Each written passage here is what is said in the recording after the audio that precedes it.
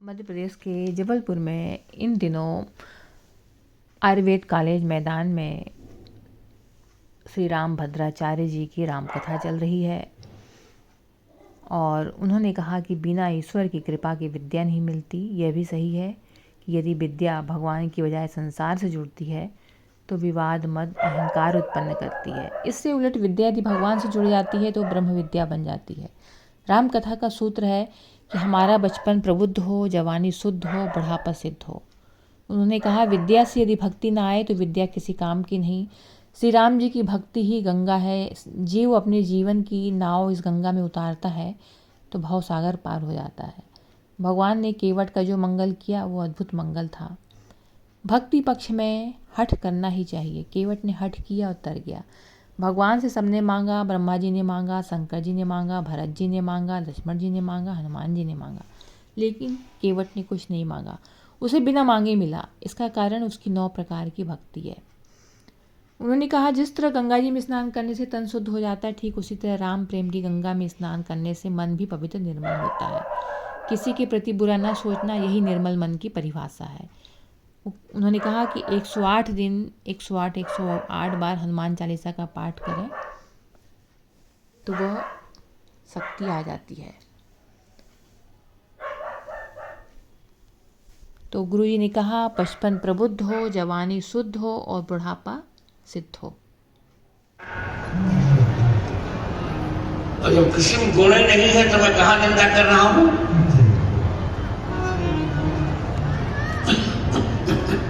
देखिए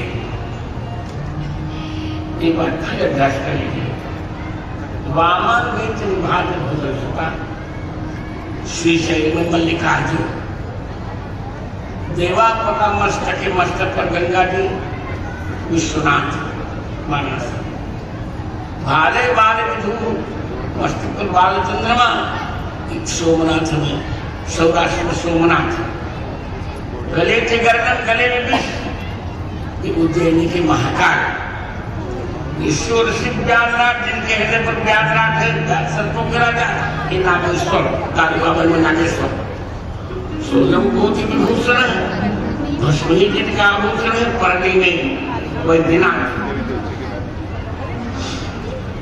सुरवर देवताओं को जिनसे वर्णन रहे हैं कि ओंकार क्षेत्र में परमेश्वर, सर्वाधिप सबके अधिपति केदार, हिमाचल का केदारेश्वर, सर्वाधिप स्वयं भूत सर्वाधिप सर्व,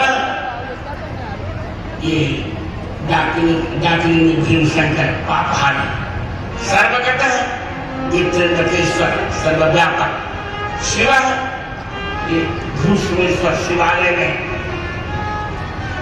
शशिनिभा ये बालू से बने थे शिवलिंग भगवान की, चंद्रमा के श्वेत शिवलिंग रामेश्वर, द्वादश ज्योतिर्लिंग भगवान की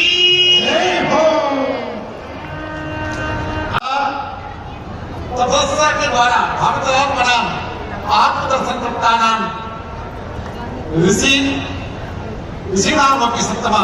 हे भगवान, आप ऋषियों श्रेष्ठ हैं जो विद्या तप से समर्पित है, वो शुद्धता कर से अपनी बात रखते हैं।